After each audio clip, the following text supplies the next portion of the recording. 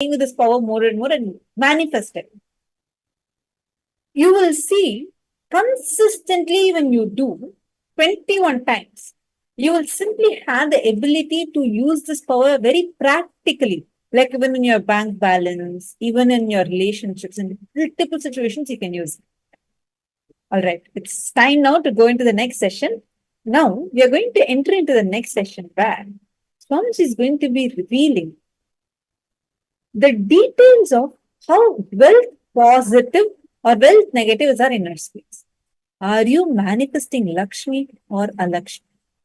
Now, we all did till now, and before the darshan started, we all did a workshop where we wrote down our conflicting desires, contradictory desires, and complicating desires related to wealth. And we also wrote down the conflict-free, contradiction-free, complication-free desires. Now we are going to enter into the next step. How many of you here, whenever it comes to money, have some deep pains related to money? Like sometime your relative cheated you, or you were supposed to be given some salary, then again your company cheated you, or you really saw how your parents are struggling for money, and that was really affecting you.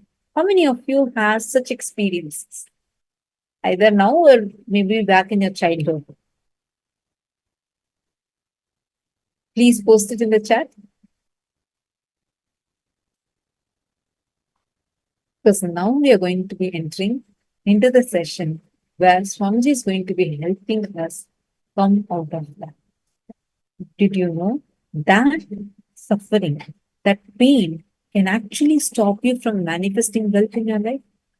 Let's now learn the secret science behind wealth manifestation. Are you manifesting Lakshmi in your life? Let's listen to the definition.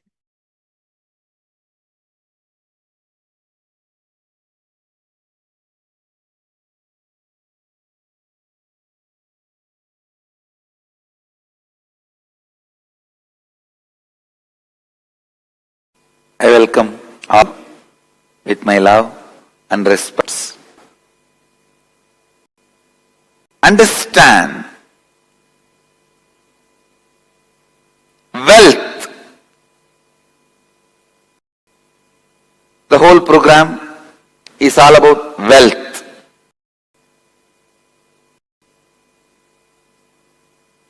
Wealth is literally expression of you. Please understand.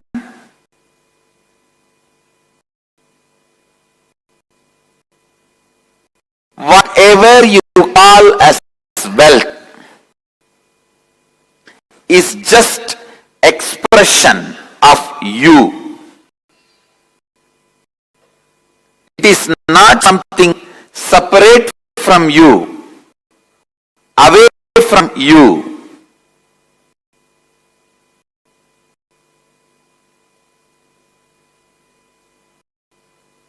Wealth, money, richness, you can use various words. What it is after all? Having the ability to have multiple choices, freedom.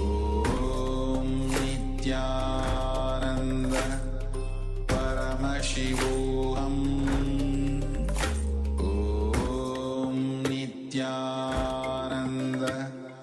Paramashivoham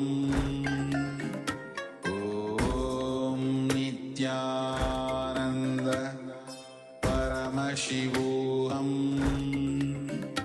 Om Nityananda Paramashivoham Om Nityananda Paramashivoham Om Nityananda.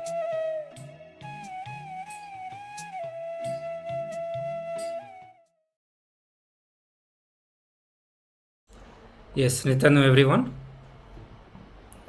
So few participants are saying that they are hearing level 1. Is it, are you still hearing that one? Is it still coming, or it just my audio is coming? Level 2. Okay, correct. Thank you. Yeah. Yes. So from the previous round, how many of you did the power manifestation? How many of you actually manifested the power? I'm not seeing anyone sharing experience of your power manifestation, the result of your power manifestation. So I hope many of you actually did the power manifestation. Yes. Okay. So let us get ready for the next session. And so today we are going to have one more darshan, and as soon as the time is announced, we'll let you know. So today we are learning about the various powerful cognitions related with the wealth. And as one of the Ma was asking whether it will be covered in I manifested Maharaj. Okay. Aghora Shivam. Yes, yeah. Great. Great to know. Yes, today we are having 2 darshans. So today Holi is there, and then marriage ceremony is there. So we are blessed to have one more darshan today, and most probably it may be on the same time, but I cannot confirm that one. So as soon as we get to know, we'll inform all the participants. Till then, we'll continue about going through the various powerful cognitions related to the wealth. So as part of the wealth, we are going to learn some of the powerful cognition on how to expand our inner space, make our consciousness more and more wealthy, to manifest wealth in our life. So these are some of the truths that I am going to be sharing right now. Is from the Bhagavad Gita, and Swamiji has revealed multiple truths on how to expand our consciousness. So let us listen to some of that. Swamiji said that all the living beings are caught in the duality of attachment and aversion.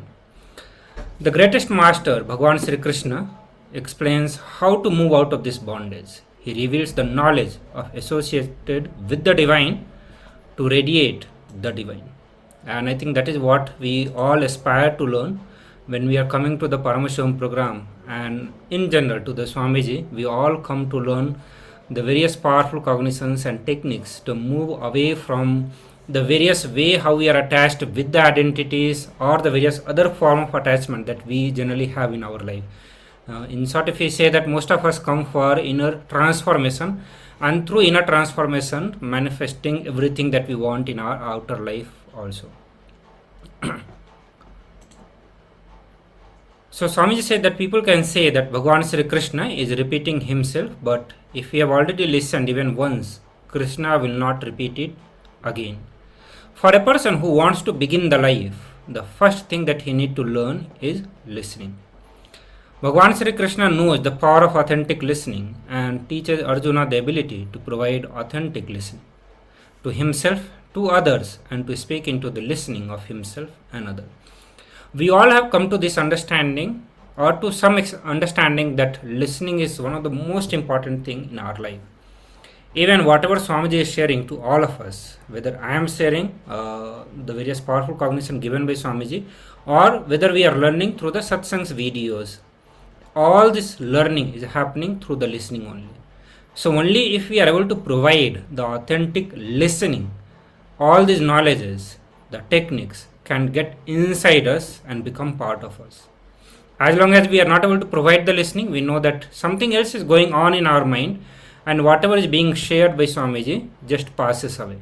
It does not goes inside us, neither it becomes part of us. So listening is very, very important, and at the same time, we need to be able to speak into listening of ourselves. Means even when we are speaking to ourselves, we have to actually attend what our inner being is saying. What is actually going on, which emotions are going on, which thoughts are going on, and actually attending to that, rather than, we all have attitude of just saying what we want to say, not being bothered about whether it is needed or not. And that is the situation for most of the time, and it happens not when we are just talking to others, but even when we are talking to ourselves. And that is why many of our problems remain unattended. We do not attend to it because we just go on talking to ourselves also without knowing what I need to listen to myself, what I need to attend to myself. Through various sessions, Swamiji has made us understand, and in the Paramashivoham program also, we have gone through few sessions on the importance of listening. In the verse number 7, 7th chapter, 12th verse, Bhagavan Sri Krishna is saying that all the states of being, be they of goodness, which is sattva, rajas and tamas, all emanate from me.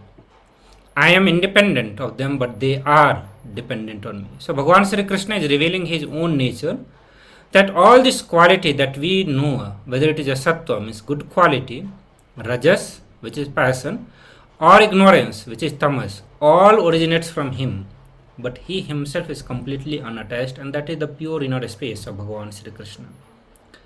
No living being influenced by the mind is beyond the influence of the gunas. Means these three gunas, the qualities or attribute, sattva, tamas and rajas, the person who is influenced by the mind, he is not beyond all these gunas. He is caught with that.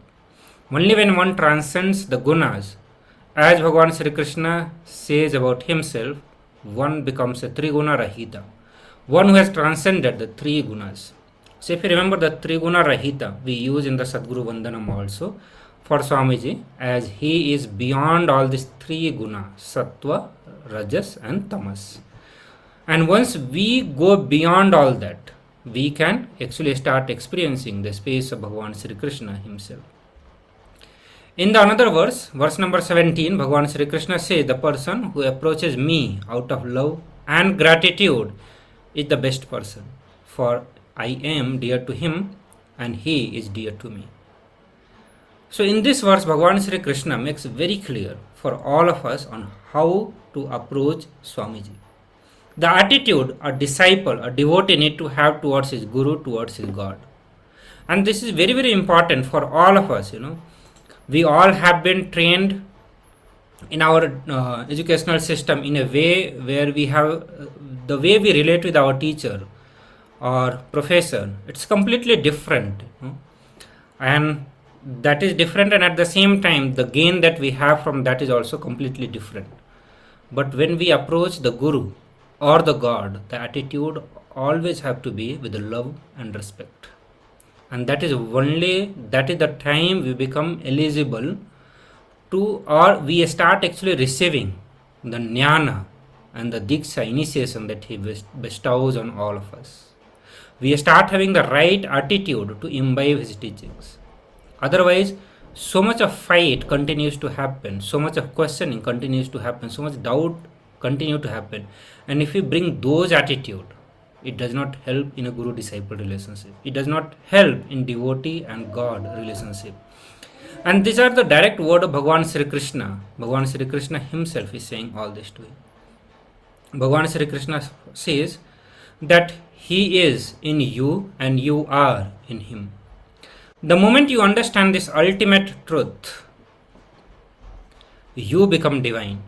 So the moment we come to this realization that Bhagavan Sri Krishna exists in me and I exist in him, we start realizing, we understand the ultimate itself. We become the divine. The master or the divine is in you, and only when you engage yourself in the enriching services to him. Just sitting in front of the master or the divine, just enjoying the form, is not enriching services Bhagavan Sri Krishna talks about. He says, when you devote yourself to the divine mission, you become a devotee, and that is when you become dear to him. This is something very powerful and deeper meaning thing that we need to understand, that who is actually a devotee. Understand, a devotee is a person who devotes himself to the mission or the divine mission of the Guru or the God. So you become a devotee to the God when you actually stand for his mission for the humanity. Means what Bhagavan Sri Krishna has to say in the Bhagavad Gita for all the human beings, all the living beings actually. Only when we stand for his mission, what he wants to happen on the planet Earth or for all the beings on the planet Earth, only when we stand, we become his devotee. Same way, only when we stand for the mission of Bhagavan Sri Nityananda Paramasham or Swamiji, we become his devotee. So only when we feel that life is blessing and we approach the divine with the deep love and gratitude, not only do we experience the divine consciousness, Bhagavan Sri Krishna says that they achieve me, they attain me. So when we have this kind of attitude, not just that we experience the various experiences of the consciousness, but literally we experience the divine himself. There is another verse where Bhagavan Sri Krishna says that if you ask for something, I will give you that. If you don't ask for anything, I will give you me. So actually he is giving two different techniques on how to achieve him. Not just experience Bhagavan Sri Krishna, not just experience certain attributes or qualities of the consciousness, but to achieve him, the ultimate consciousness, Bhagavan Sri Krishna himself.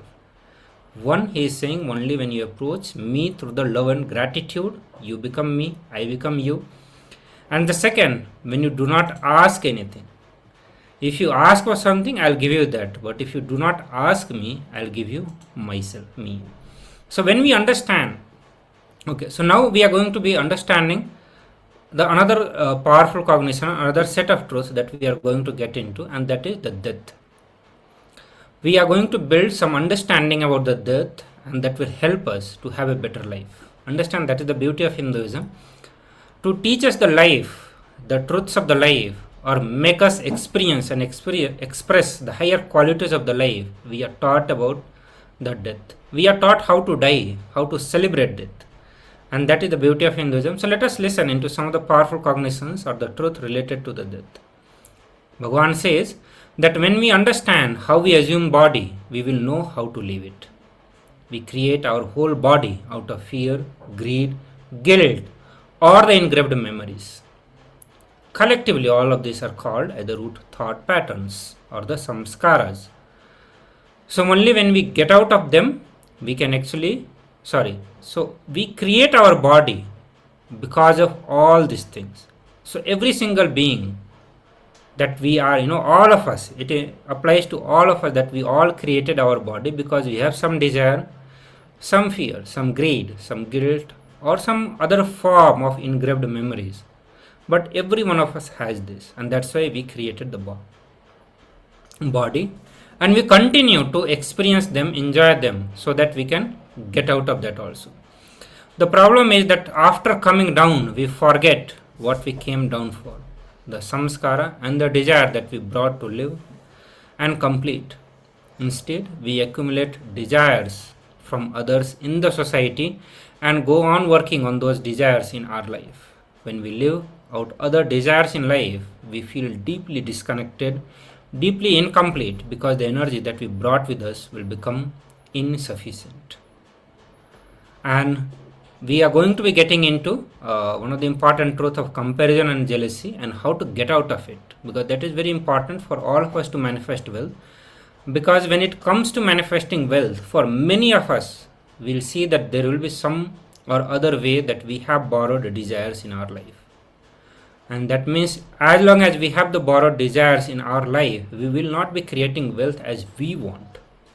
Because our being, we have those prarabdha, that, and our energy is for that. So how we want to have wealth in our life, how we actually see the life or see the wealth, define the wealth, that wealth we will not be working as long as we have the borrowed desire on the wealth, because we'll continue to work for that.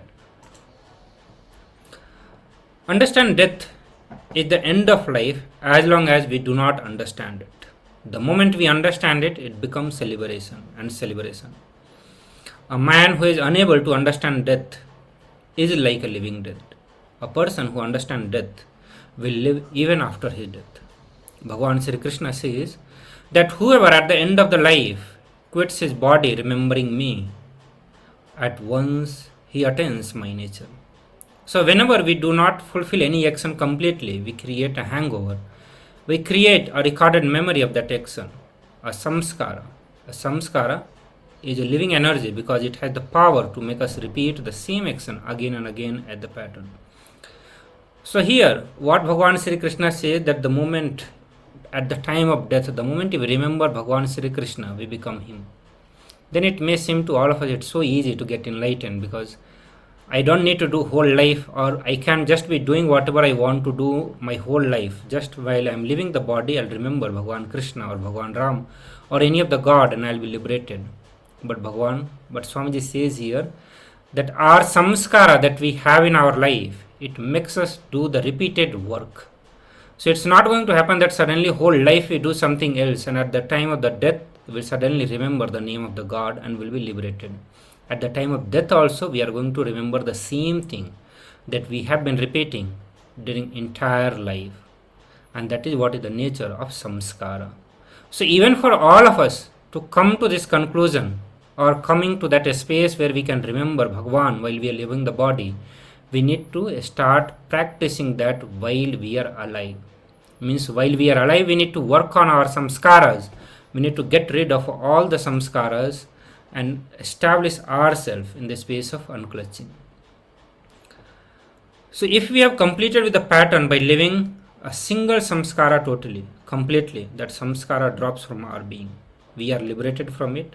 But if we are unconscious at the time of living the body, we naturally will take the lower level bodies, or maybe the same level bodies in the next birth also, based on the samskara that we have.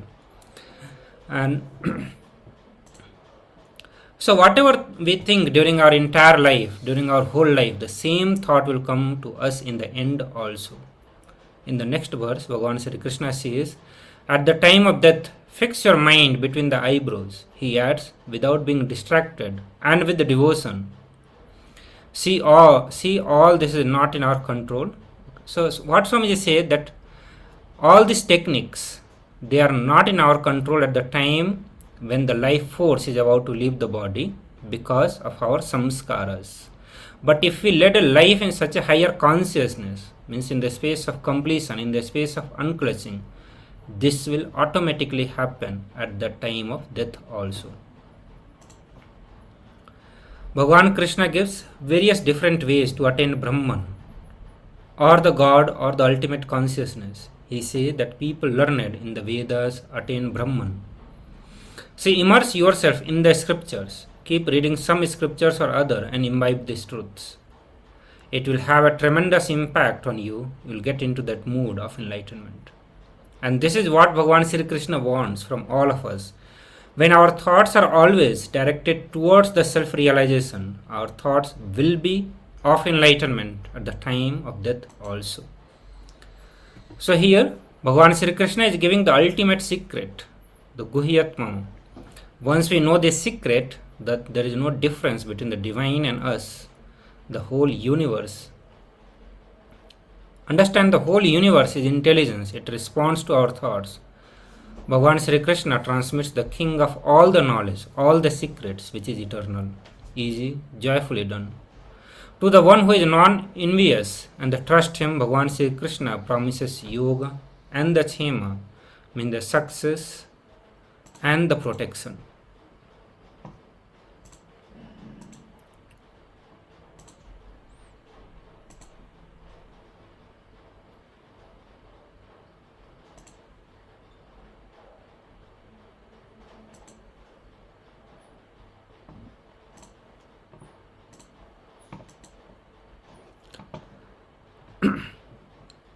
So further, Bhagavan Sri Krishna says that intelligence, knowledge, freedom from the doubt and delusion, forgiveness, truthfulness, the control of the senses, control of the mind, happiness, desires, birth, death, fear, fearlessness, non-violence, equanimity, satisfaction, austerity, charity, fame, infamy, all these qualities of the living beings are created by me alone. If you understand this, you can immediately relax. Bhagavan Sri Krishna says that whatever you have, whether you have a good name or a bad name, it is created by me. Then be certain that whatever you have is a gift from the divine.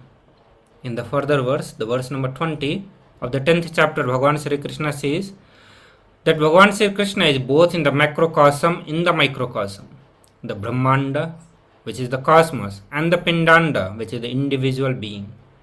His energy permeates all the living and non-living entities, and he decides upon their nature. Bhagavan Sri Krishna declares that he is everything that really matters. Bhagavan Sri Krishna says that he is the ultimate consciousness in all the beings, and he is the beginning, middle, and end of all the beings. He declares that he pervades the entire space of the time and beyond.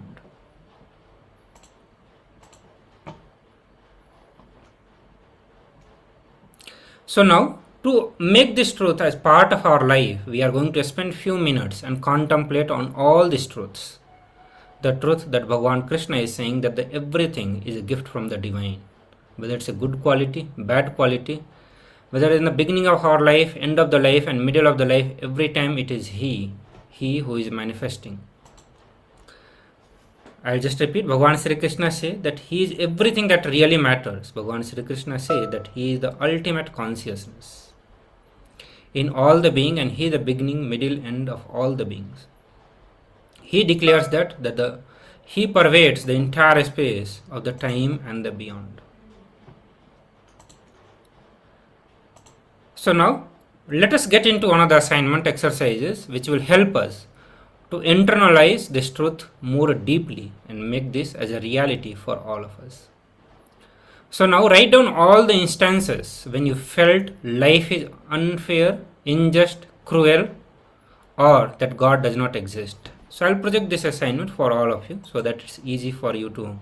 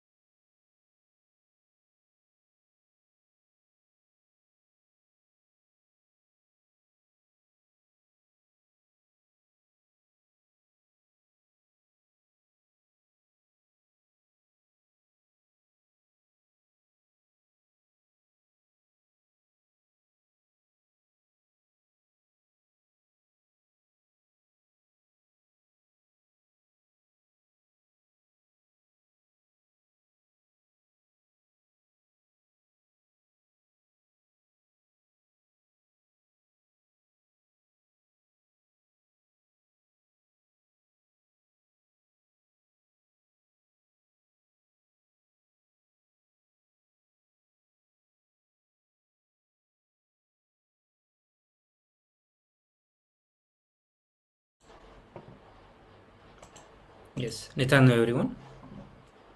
Sorry for the technical glitch.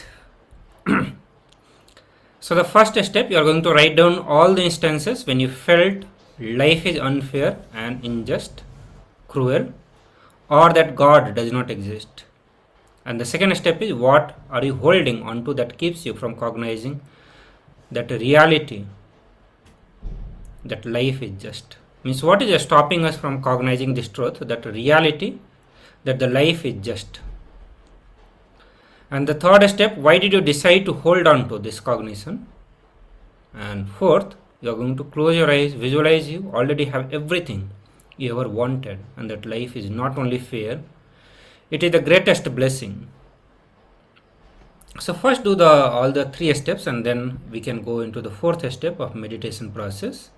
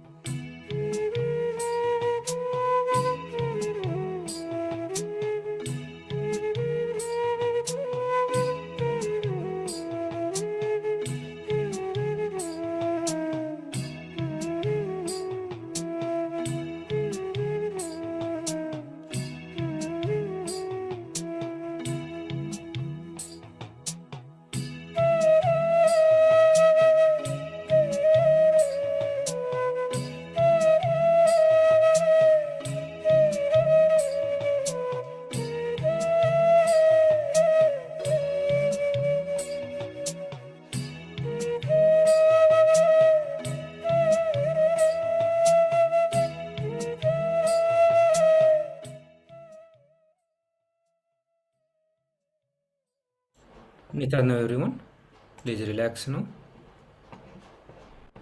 So now it is time for all of us to move to the next segment, which is power manifestation. And in this round of power manifestation, we are going to be manifesting the power of Mahima, means increasing the size of an object. So I request all the participants to get ready. Sorry, we are going to be doing decreasing the size of an object. So I request all the participants to get ready. Please sit straight. Okay, but before that, please pick up an object for which you want to do the power manifestation.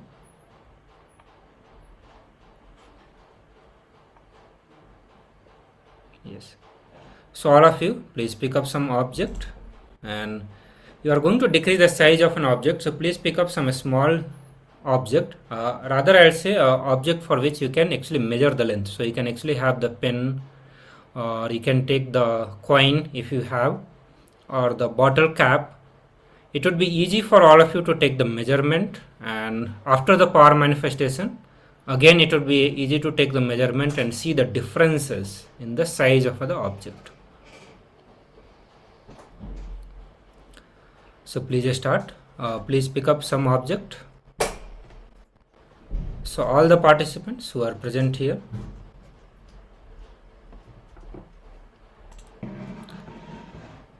so I request all of you to actually participate into the power manifestation. Power manifestations are very, very important session. This is the time actually only when you are manifesting oneness with Swamiji, and that is the ultimate purpose of life for all of us, is manifesting oneness with Swamiji. Every jnana, every initiation, everything that we go through during the program or with Swamiji, it's all for manifesting oneness with Swamiji only. And this is the time you are going to be manifesting oneness. So please pick up the item. And also I request all the participants to keep their videos on. I see many of the participants are present, but their video is off.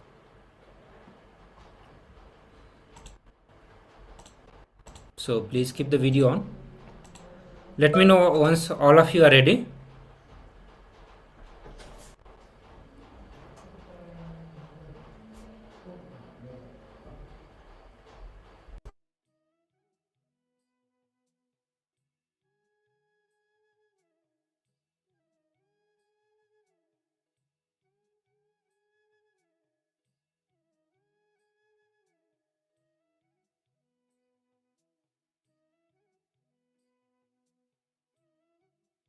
Yes. So I think everyone is ready. Please take the measurement.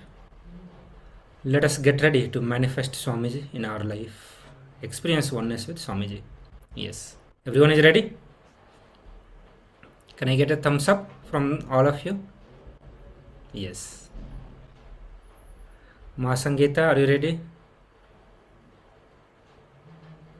Aghora Shiva Maya, are you ready?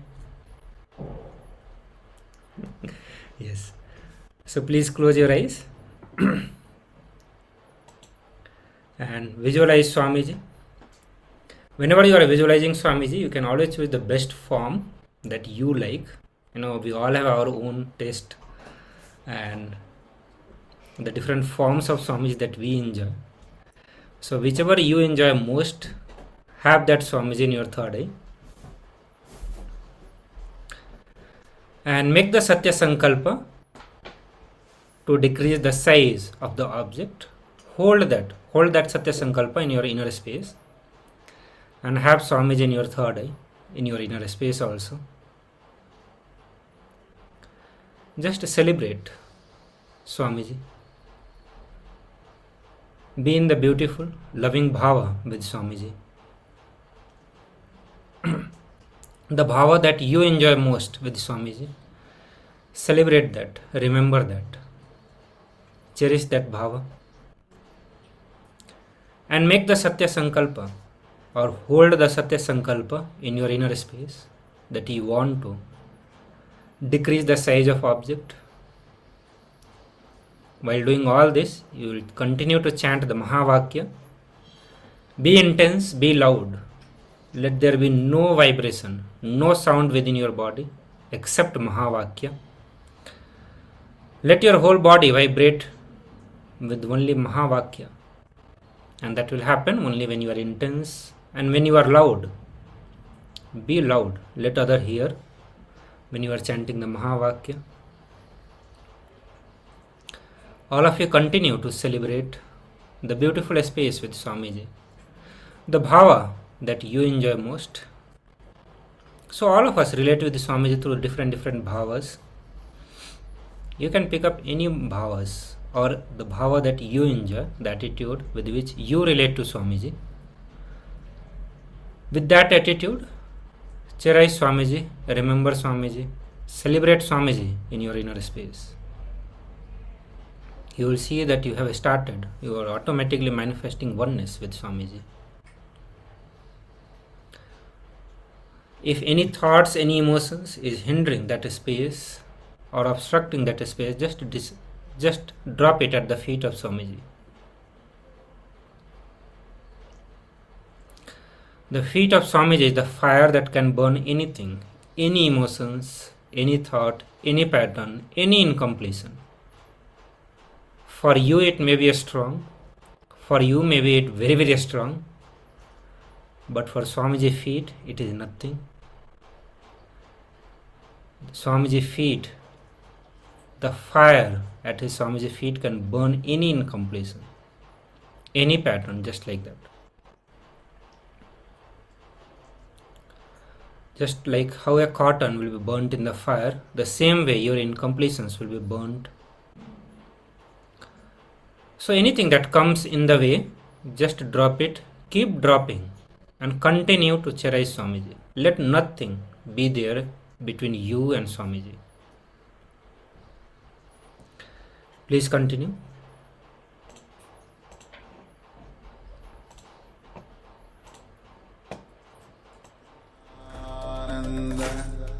Paramashivoham Om Nityananda Paramashivoham Om Nityananda Paramashivoham Om Nityananda Paramashivoham Nityananda Paramashivoham Om Nityananda Paramashivoham Om Nityananda Paramashivoham Om Nityananda Paramashivoham Om Nityananda Paramashivoham Om Nityananda Paramashivoham Om Nityananda Paramashivoham Om Nityananda Paramashivoham Om Nityananda Paramashivoham Om Nityananda Paramashivoham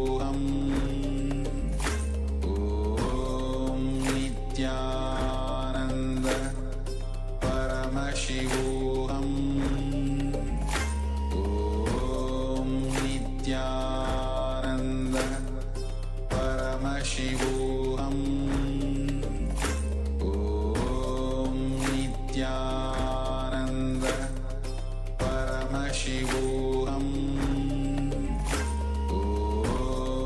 Nityananda Paramashivoham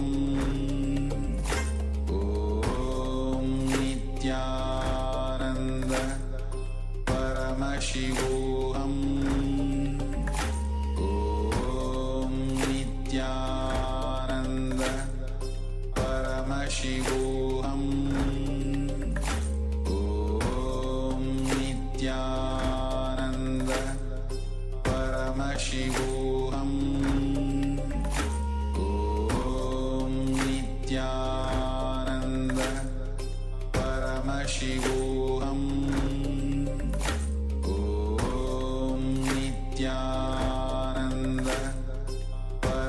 Paramashivoham Om Nityananda Paramashivoham Om Nityananda Paramashivoham Om Nityananda Paramashivoham Om Nityananda Paramashivoham Om Nityananda Paramashivoham Om Nityananda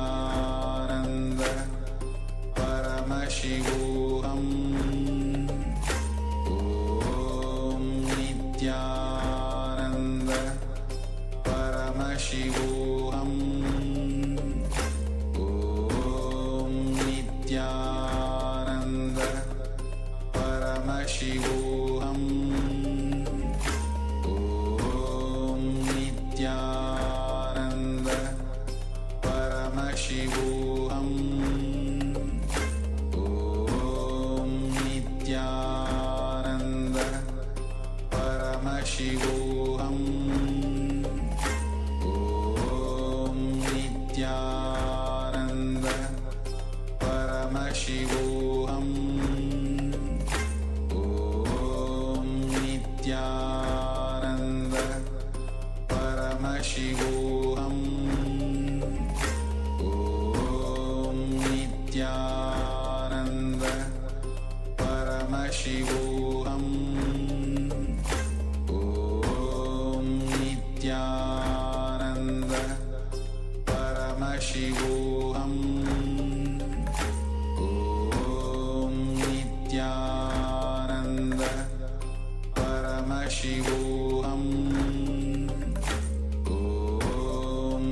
Nityananda Paramashivoham Om Nityananda Paramashivoham Om Nityananda Paramashivoham Om Nityananda Paramashivoham Om Nityananda Paramashivoham Om Nityananda. Yes, Nityanam everyone. Please open your eyes. So all the participants, please open your eyes. Yes. Please take the measurement of the object again. So I request all the participants to take the measurement again and then share the result of your power manifestation. Let me know how many of you manifested the power.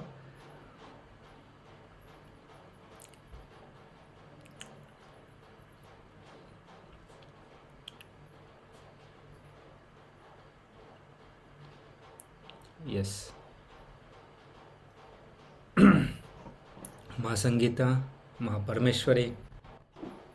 Even if you are yet to manifest, do share that one. And if you manifested, then you must share. Ma Parameshwari is saying not manifested. Ma, you say only yet to manifest. You don't use the negative word not manifested. Yeah, yet to manifest. Yes. So I hope none of you are using some big object, Always just start with a small object. You can have the pen or bottle cap or coin. So take those kind of small items only to begin with. Once you have start manifesting the power visibly, let's say you have done it for 21 times, then you can start moving to the bigger size of the object. And you will see after that it will become very casual for you to manifest the powers also. Okay. So now we are going to be listening to the various powerful cognitions and instructions from Swamiji on how to manifest the wealth consciousness, the space of Vaishya. So Vaishya is the community which is responsible for generating and sharing wealth with the community. So let us watch this video.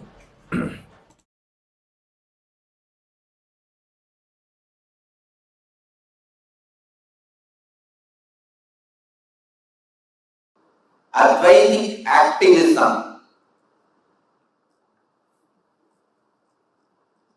Please understand. Let me define activism. Whenever you drop your impossibility and radiate possibility, you are active. Whenever you drop impossibility and be active, whenever you radiate possibility, you are active. Please understand. Whenever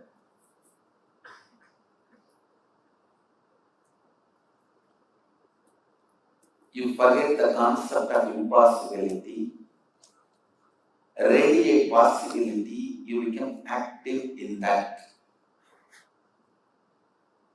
Listen. Why sometimes you become active? Why sometimes you are not active? Why sometimes suddenly you have so much of possibility in you? Why sometimes you don't have the possibility, you are feeling all the time impossibility? Why?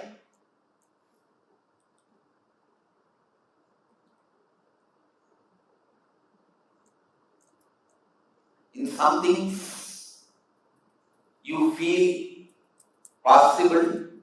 Why sometimes in some things you feel impossible?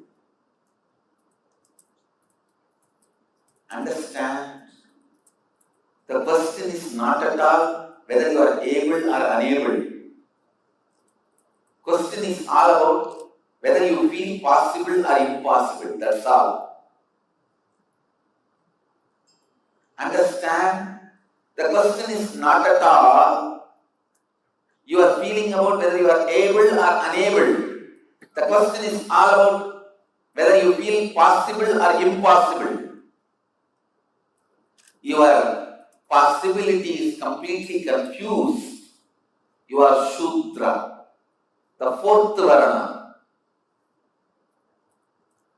For money, suddenly everything becomes possible for you. The moment you hear money, honey, money, honey, everything becomes possible for you. Yes.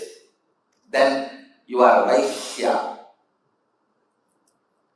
Power, name and fame, reward.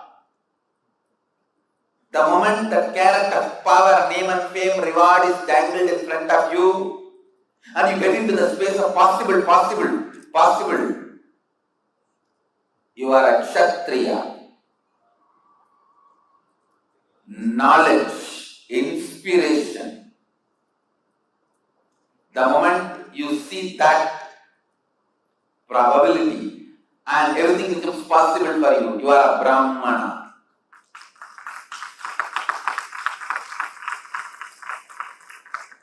Always you experience possibility. Simply you carry the space of possibility. You are Paramahamsa, enlightened. Listen. If you are confused, why, when the concept of possibility comes to you, you are Shudra. Because if you are confused, 90% of your time will be destroyed, wasted, just with impossibility. I can give you some general classification, but of course there are always exceptions. But listen, just if money or name and fame, power, only that is able to make you feel possible, you are consciously handicapped. I tell you,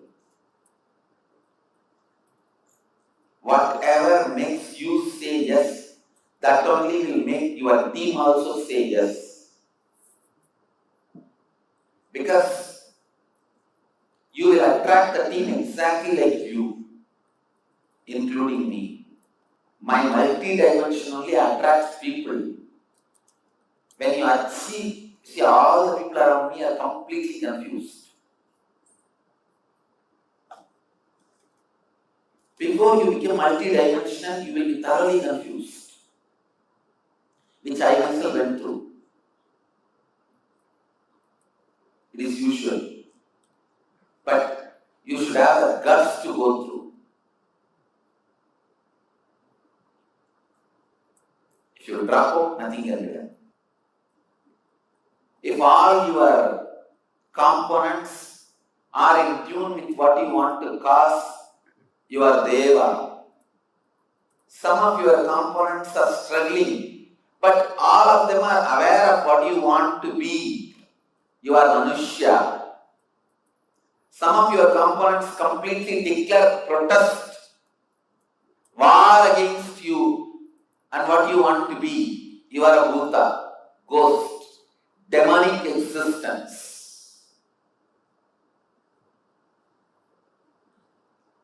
For example, I am giving you one example. Your Sukshma Sarira and Karana Sarira, these two are responsible for deep sleep and early morning freshness. If both of them are completely in tune with you, morning 3:30 you are out of bed, jumping, excited to go for Akada, you are in Deva Sarira. They both know you have to go and they really want to cooperate with you, but they are a little struggling. Means you get out of the bed, slowly walk and reach the Akada. When you see all the hundreds of sannyasis doing, you get the inspiration and start picking up. You are Manushya.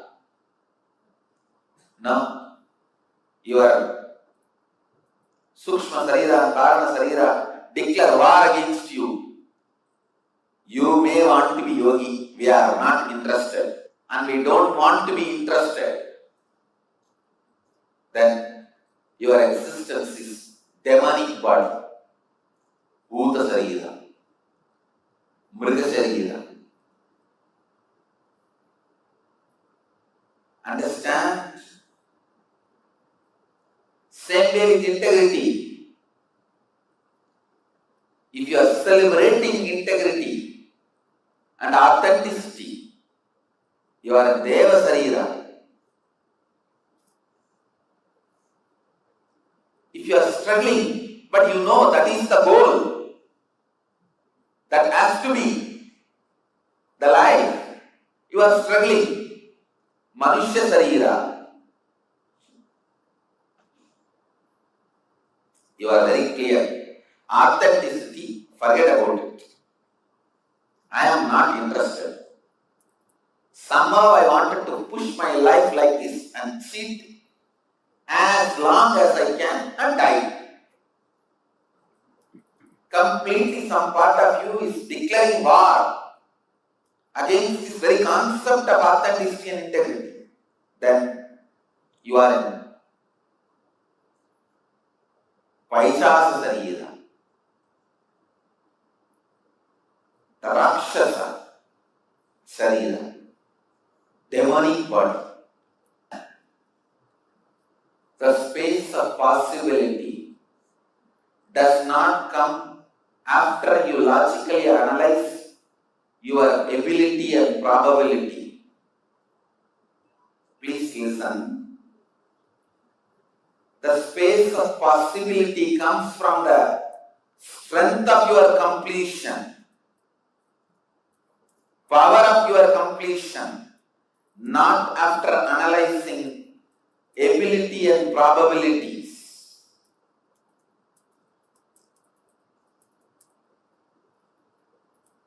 Ability and probability is the experience of logic.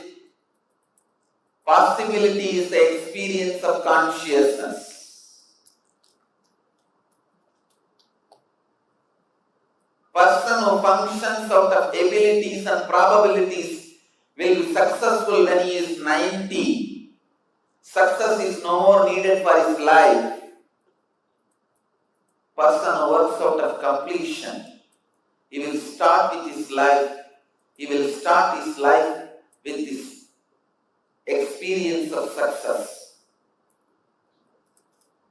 He will have success when he really needs it. Most of the CEOs have money when it is no more useful for them. Most of the successful people have honey and money when it is no more useful for them, because they were making decisions based on ability and probability. Their possibility was experienced by ability and probability. Listen, I tell you, bring the space of completion in you.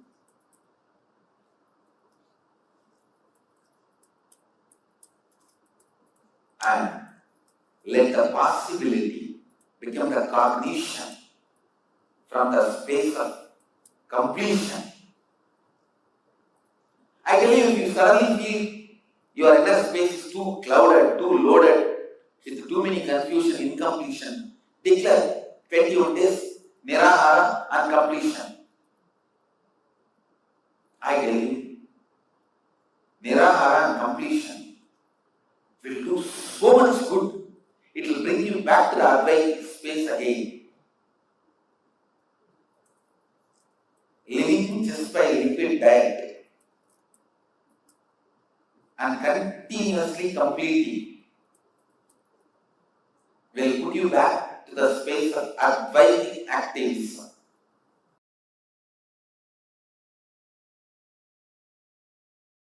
Please listen. Anything which you don't understand in the life,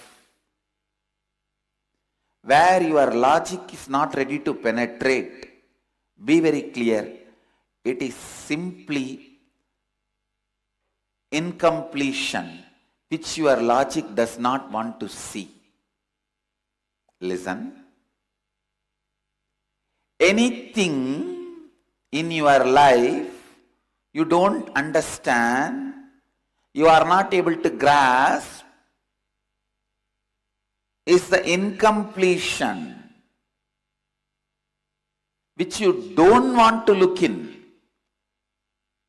Your consciousness by its nature is Swabhava Swayam Prakasa, by its nature self-effulgent, Swayam Prakasa, self-shining.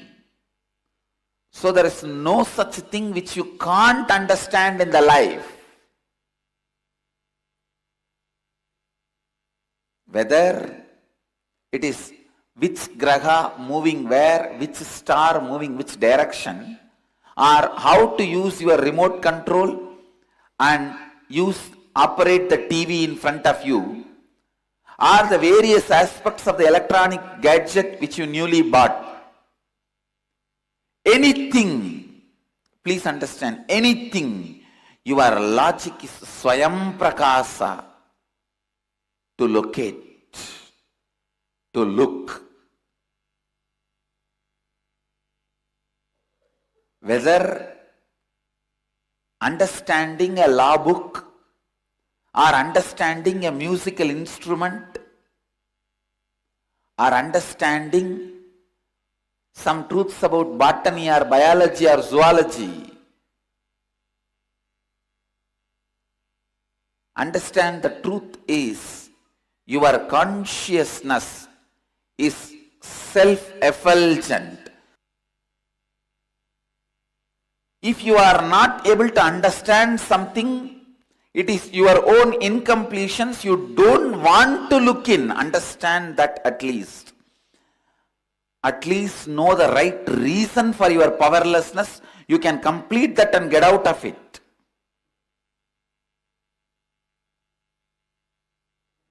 Your ignorance is not inability, it is your decision not to look into that truth. Please understand, never label your ignorance as your inability. No. Every problem you should do a right postmortem so that we can avoid that next time. Every accident we should do the right postmortem so that we should avoid that, we can develop system to avoid that later. Don't say, oh, after all he is dead, what is there, leave it. No. Do postmortem and learn the lessons. Same way. Every problem you have, do postmortem and have right intelligence. Do postmortem and have right intelligence. Do postmortem and have right intelligence. Your ignorance is not your inability. It is your decision not to look in.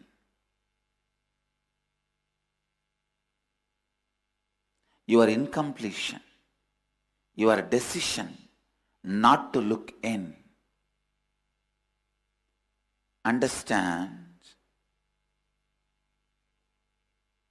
your decision not to look in is your ignorance. I wanted to repeat it. Your ignorance is your choice. At least have right understanding about your wrong understandings.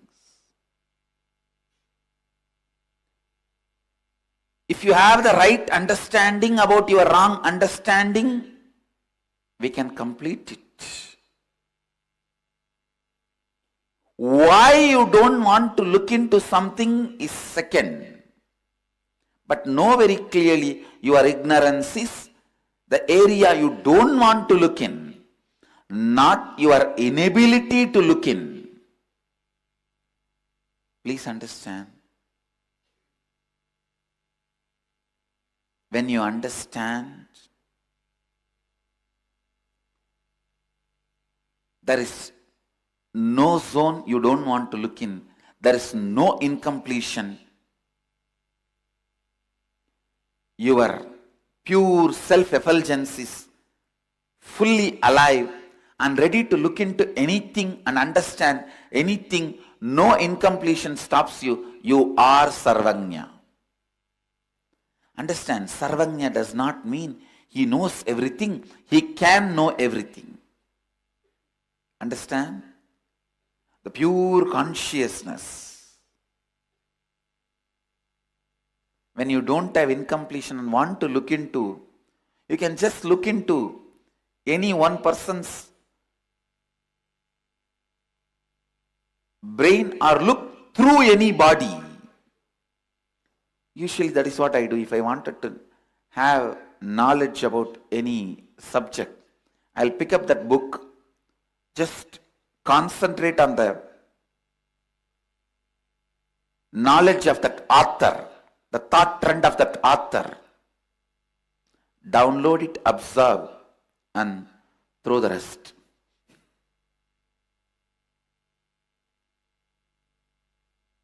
Not for pride. Even now I am telling you, I challenge. Get me any book in the world. Whether it is about astronomy, astrology, gemology, zoology, botany, biology, law, anything.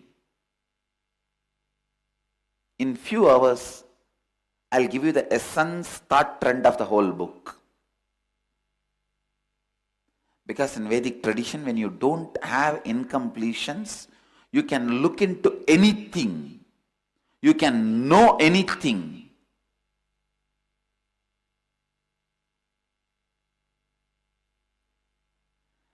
Not having incompletions to know anything is what we call Sarvagnya.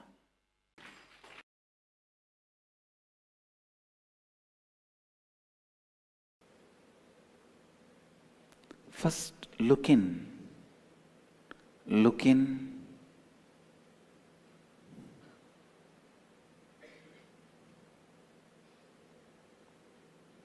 Define very clearly what you want and where you are. Know it very clearly. You can. There is no question of you can't. You can. You just know how it should be done. You only need the knowledge. There is no powerlessness. There is only knowledgelessness. Sometimes what you want knocks at your door, but you think because it is knocking at your door, you are more qualified than what is knocking at your door. You may think it is too cheap, otherwise why will it come to me? Because you don't have any respect for you, the fortune which comes towards you also you don't have respect for it. And you lose it. Many times the possibility knocks at your door, you think, if it is coming to me so easily, then there is something wrong. Maybe I am more qualified for it than this.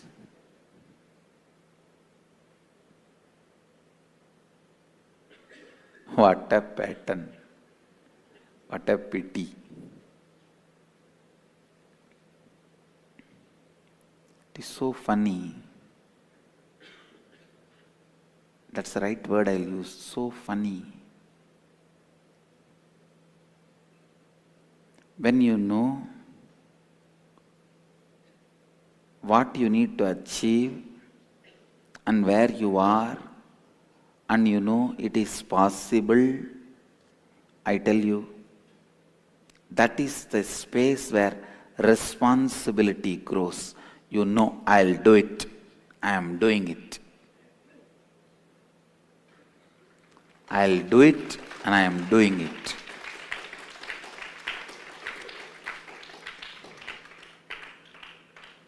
In the rural area hills and the forest area, there will be board. Sheep destroy the forest because when a seed sprouts, sheep will go and eat and the forest will never be possible.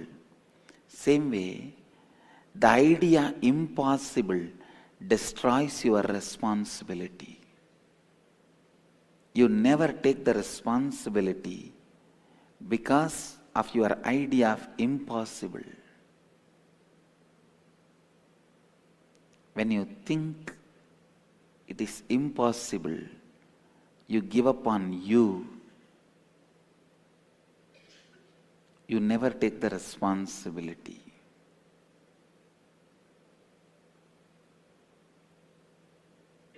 What you want, where you are, and how transformation can happen. First, if you know it will happen, it is possible, you just know how to take the responsibility, and you take the responsibility, that's all.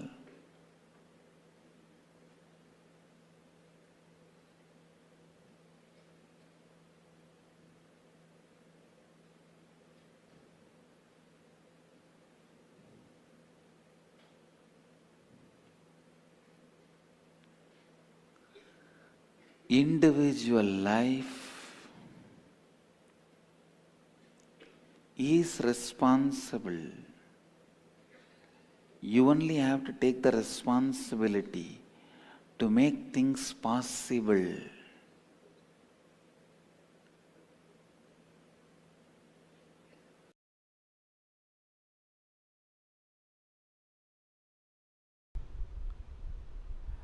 When your cognition depth is established in the completion, from that completion, the ideas of richness you create will simply become reality. From that completion, the idea of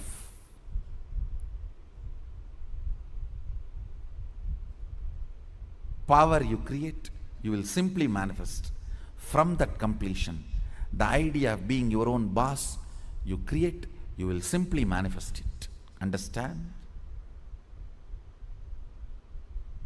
As I said, richness is not always grid bound. Most of us do not even understand there is something called off the grid richness. Experience. Understand? A person with 10 crore grid bound richness, a person with just 1 crore plus inner awakening, off the grid richness, is surely much more richer.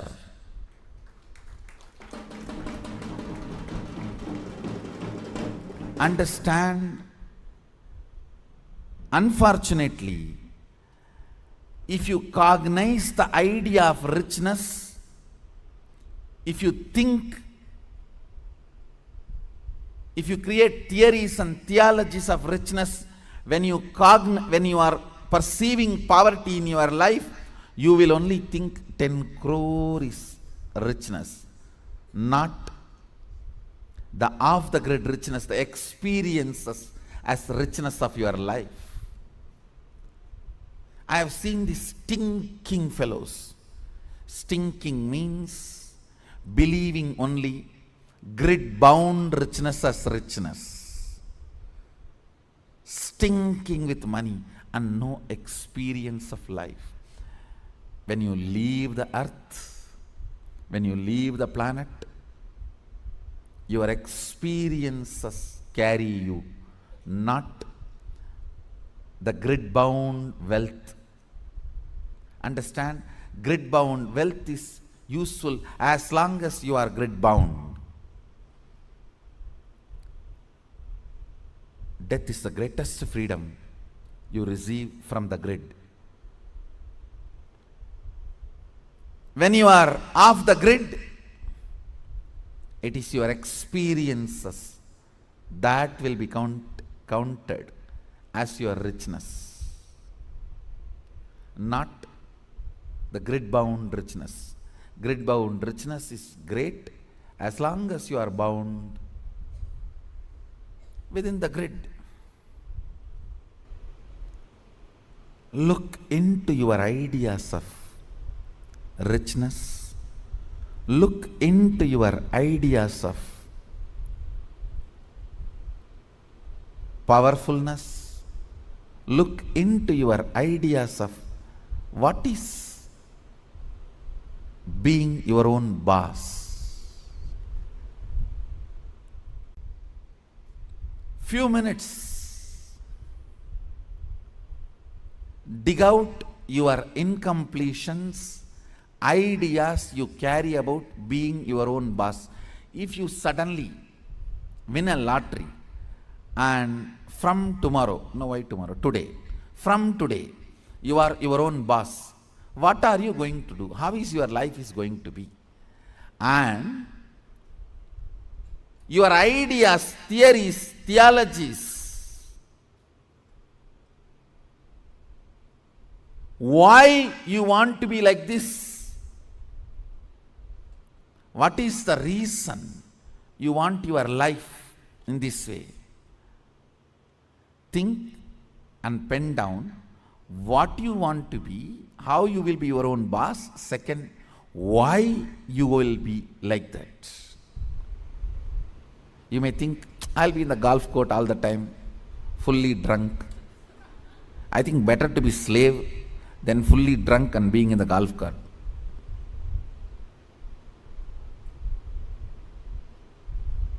Why you want to be like that? Because that is what is your idea of being your own boss when you were slave.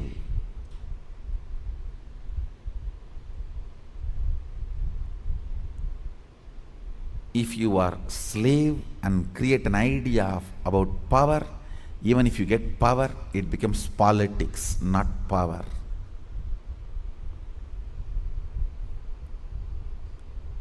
If you have an idea of poverty and you get wealth, you don't become wealthy. Wealth stinks around you.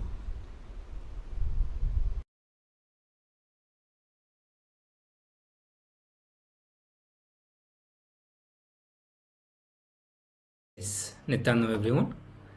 So after learning the various powerful cognitions on the wealth, or how to create the wealth, or rather I say the wealth consciousness, we are going to be now working on some of the exercises, and the last part of the session, if you remember, that is from Be Your Own Boss, that webinar which was conducted by Swamiji. It's really amazing satsang, amazing webinar. I suggest all of you must watch that full webinar.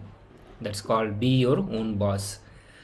And then there is another webinar actually called I think the abundance is also from there. So actually you can watch. So Swamiji defines very beautifully, he defines about the wealth and the abundance, and just through the definition he gives the understanding that how you can become wealthy. Just the definition is powerful enough to make you wealthy and experience the wealth and abundance both in your life. Also he would be defining the what is needed to create the wealth consciousness, or why actually we do not have the wealth consciousness also. So there are amazing very amazing revelations are there, powerful cognitions that Swami is revealing. So now we are going to look into few powerful cognitions from there, which Swami said that money itself is not abundance but overflowing excitement, intensity about your very existence, which expresses as the health, as the confidence to make whatever you want, as the strength to manifest everything that you need and not feel attacked, disturbed, destroyed by the so-called social impossibilities put on you is abundance. See, one of the beautiful things that you will see that many powerful cognition, the concept, the important concept of the life, which is the wealth, abundance, money, relationships, life, birth, death, and many such related concepts. There may be like 10,000 different concepts which Swami has defined till now. He has given the definition. You will see the beauty that all those definitions are so much of solutionary. Like they are definition, but at the same time they are solution also. So he doesn't define money in a way where you are just having the brain candy and you understand the concept about the money, but literally you do not know how to create the money. It's like you are an economics teacher, but you yourself don't know how to manage the finances of your family. And that is what the modern education does. We will be teaching the chemistry, mathematics, any of the subject that we teach, but we find that when it comes to our life, we are completely failure to use those or make our life better using those sciences. So the way Swamiji defines whether it is a wealth or abundance, just by the definition, if you start cognizing those definitions, the concept that Swamiji is defining, you will see that you will have the ability to manifest it also. So the way Swamiji is defining abundance, you know how to manifest abundance in the life also. You will know that you will never have the lack of abundance in your life. You can have abundance in your life. It will never put you in the impossibility, especially the overflowing excitement, intensity about your existence, which expresses as your health, as your confidence to make whatever you want, as a strength to manifest everything that you need and not feel attacked, disturbed, destroyed by the so-called social impossibilities put on you is abundance. So this is what is the definition of abundance. But if we are not introduced to the definition of abundance as given by Swamiji, we all would have our own, and it is mostly related to the material wealth that we gather in our life. We generally calculate the abundance or the wealth or money or the richness, whatever that we have. Our parameters are completely different. They put us in so much of impossibility, so much of depressions and what not that we go through when we think of how to create abundance in our life. It's something too big, too difficult, too impossible. But look at the definition that Swamiji is giving to all of us. It's literally solutionary. You know it is a solution and you can make it happen for your life also. Understand? Then there are a few concepts on, or the powerful cognitions on the money or the wealth. Swami is saying that if you are conscious, organized, you accumulate wealth. Otherwise, you accumulate poverty. Again, the moment you get to learn that you are conscious and organized, you accumulate wealth. That means we know what we need to do. You need to become more conscious, more aware in your life, and you need to become organized. I think the moment he says organized, all of us can relate to our life that yes, there is a lot of improvement that we need to have, and there is a lot of space for us to be organized. Many of us would be knowing that we are so disorganized in everything that we do. It has nothing to do just with the work that we do or just to our study. Like how that is how we are. We are very specific, I will say compartmentalized. That if I am a student, I will be organized in some of my courses, lessons, or assignment. But our personal life will be so disorganized. Our rooms will be so disorganized. Our various other things will be so disorganized. Will not be organizing. But here understand what some is saying. The very quality of you being organized will bring wealth. You will accumulate wealth in your life. Otherwise, you will accumulate poverty. So there is no intermediate in between, that you are going to be in a space where you are not rich, not wealthy, or not poor. But if you are not accumulating wealth, you are accumulating poverty. Then further, another powerful cognition that Swami says, that money is simply extension of your understanding about you. Money is simply extension of your understanding about you. Your strength on you, your strong belief on you. When a man decides to create wealth, not steal, he will have wealth and the great fulfillment. With the great fulfillment, he will live. So two different powerful cognitions are here. One is saying that the money is simply extension of you. Your understanding about you, your strength on you, and your strong belief on you. That means you know where you need to work. If you want to create wealth, money in your life, you know now where to work, which direction to work. It is your understanding about you. Means your understanding about you need to improve. That need to raise. Your strength on you need to increase. Your strong belief on you need to improve. Then second, when you decide to create wealth, not grab it, not steal it, you will have the wealth, means you can create wealth, and you will have the great fulfillment with it. Because many of us have this understanding that wealth, it's very difficult to create, or you can become wealthy only by cheating, looting, grabbing. These are the various powerless cognition that we carry. But here Swami is saying that you can create wealth. And only when you decide to create wealth, you have it, and you will be able to enjoy it also. Further, Swami said that how you cognize money, wealth, what all your perception and belief, cognition about money, we are going to dig out everything. Means we are going to literally look inside, dig out, and find out all our perceptions, belief, cognition about money, wealth. Okay, so perception, which is more superficial, but we have the thoughts about those things. Then belief, more deeper cognition. It can be powerless, it can be powerful, both. But the various belief system that we create around the wealth or the money. So we are going to dig out that also, and then going to looking into the cognition itself about the money and wealth. So understand how you are going to begin, that the moment you remember money, does it bring tremendous pain, suffering, impossibility, all these things in you, or something else? Or what is the emotion or the energy that invokes in you? So the moment you start remembering about having money or money itself in your life, suddenly you will see that so many thoughts, emotions, the energy, different energy will start arising in you. You will start going through different kind of emotions. So you are going to write it down, jot down all those things, pick up the pen and paper, and just keep on writing whatever comes to your mind.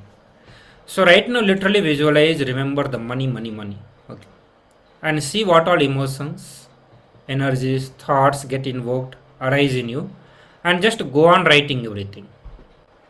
just like a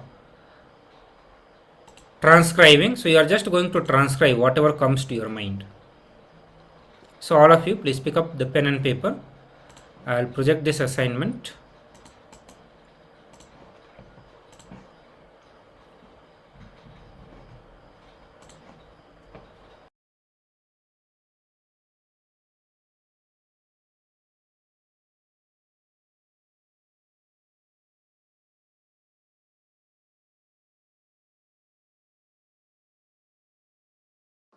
Advaitic activism.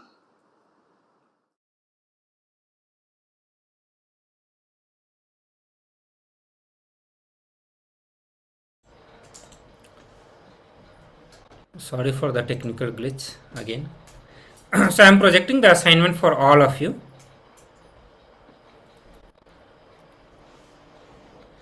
So to begin with, you are going to be remembering the money. Remember money. Remember about money. And see what all pain, suffering, impossibility, the different kind of emotions that it is invoking in you. Pen down all of that. And then write down all the desires you have related to money in all the three forms, which is earning, spending, and saving money. The second step, for each of these desires, identify if you have any conflict or contradictions or complications. And the third step is going to be making a list of conflict free, contradiction free, complication free desires that you have in all the aspects of wealth. So when we say all the aspects, it's going to be three, which is earning, saving, and spending.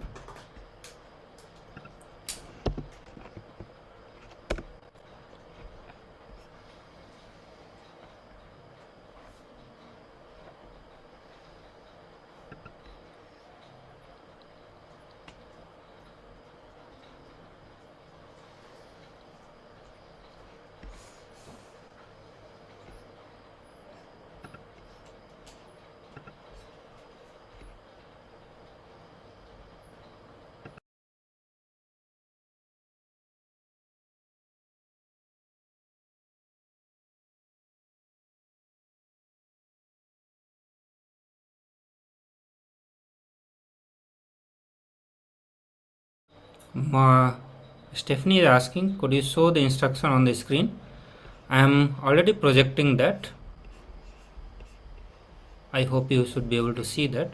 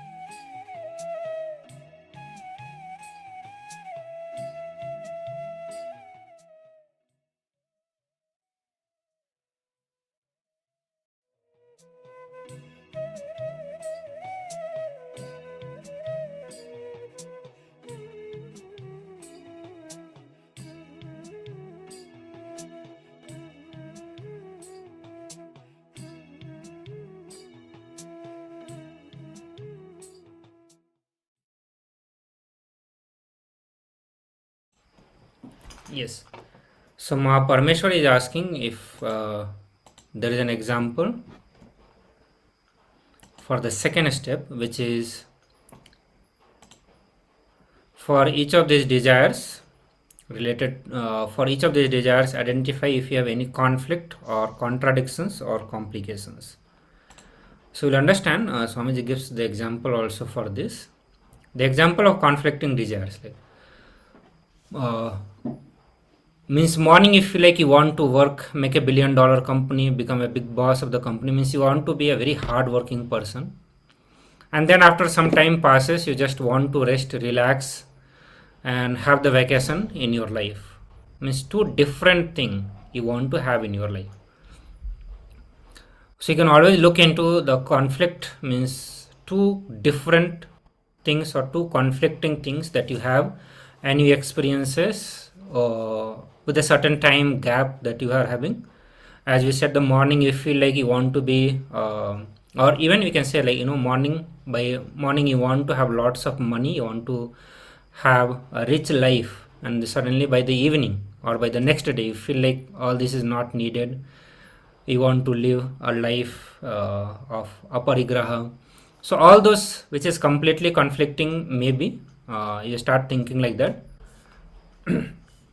Then there comes contradicting, the self-contradicting desires. So this one you need to understand. The self-contradicting desire means at the same time you contradict what you want in your life. Like especially you will be able to understand, you want to get out of some sickness. So in the same sentence I am saying I want to get out, and at the same time we use the word sickness. So the more and more we repeat sickness, we manifest sickness in our life. So you want to get out of it, but at the same time you are using in a way, in a language that it's negative connotation. Like how we say many times, I do not know. So rather than saying that I avoid knowing, we use the term said I don't know, and we get into that kind of a space and it becomes our practice. The same way, I want to get out of the sickness, I want to get out of my headache, I want to get out of my fever. Rather, we can always use I want to become healthy. So rather than using this kind of positive sentences, many times we are using the contradicting, self-contradicting desires. This is what Swamiji calls as a self-contradicting desires. So understand the difference between conflict and contradict. Conflict means feeling different thing or the having a different mind at a different time or not having clarity.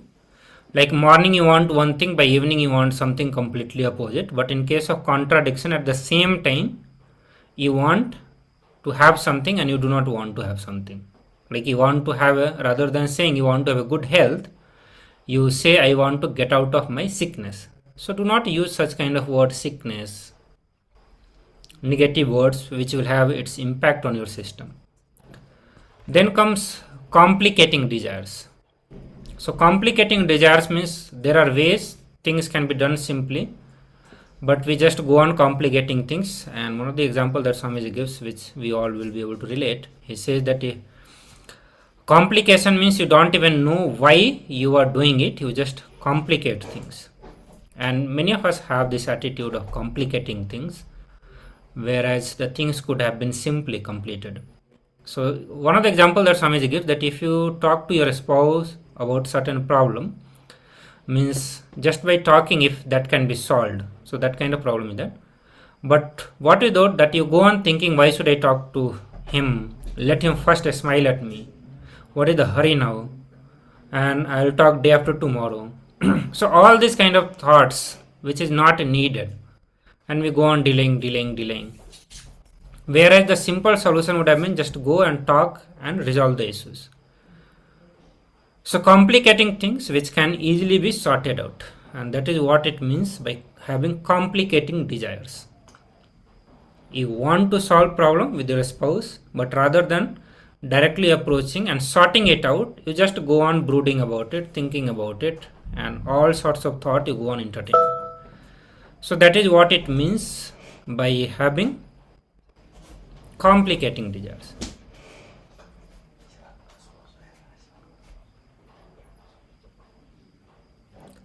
Yes, so one of the example that you are giving, I want to have money, so I need to work, but at the same time I do not want to work 40 hours a week.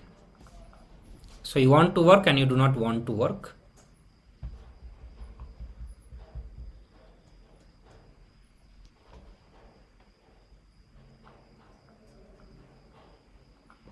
Yeah, this can be part of complicating desires.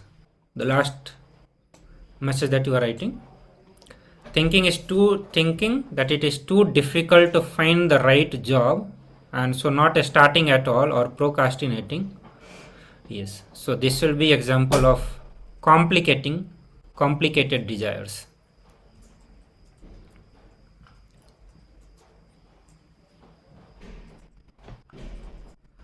So I request all the participants, if you have any doubt, please feel free to ask those things.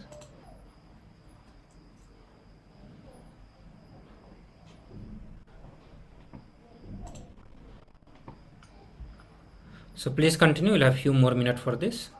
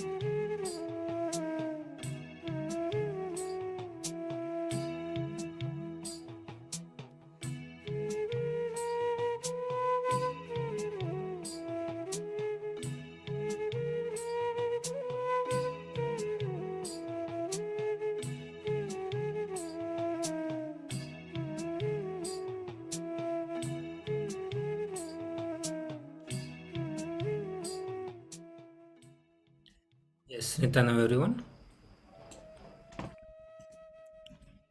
Please relax now.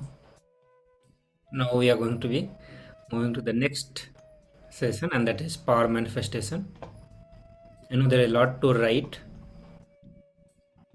We have so much to write about our cognition, belief, perception about wealth and money. We'll continue in the further sessions. Right now we'll get into the power manifestation, and I request all the participants to come to the space of power manifestation. Please pick up the object. So all of you, please pick up the small object. Sorry, let me so this round we are going to be increasing our own height. Okay, so I request all of you to take the height measurement for all of you. If you already know, then we can get into the power manifestation. If not, you can please go and take the measurement of your height.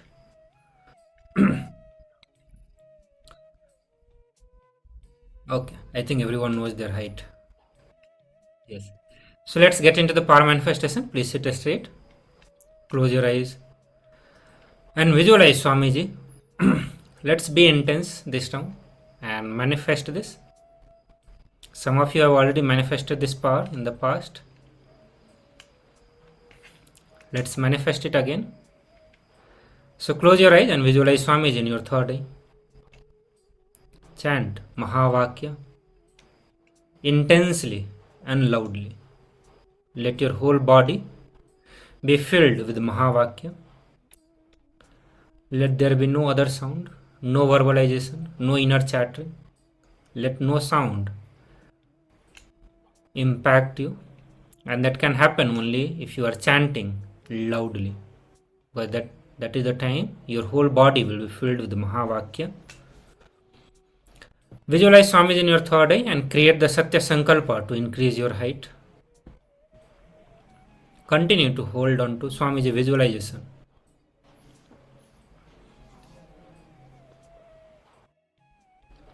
Have the best feeling connection that you enjoy with Swamiji. Cherish Swamiji in your inner space, the way you want Swamiji to be for you. How you want to celebrate Swamiji. Just have that visualization and continue to chant Mahavakya intensely and loudly. Let there be nothing between you and Swamiji. So whatever thoughts, whatever emotions, the variety of emotions will keep coming, the variety of thoughts will keep coming. Just keep dropping all of them at the feet of Swamiji. Do not entertain any of the thoughts. Do not entertain any of the emotions. Drop all of that at the feet of Swamiji and continue to have a beautiful time, a space with Swamiji. Just celebrate him, cherish him, enjoy him in your inner space, and continue to chant the Mahavakya.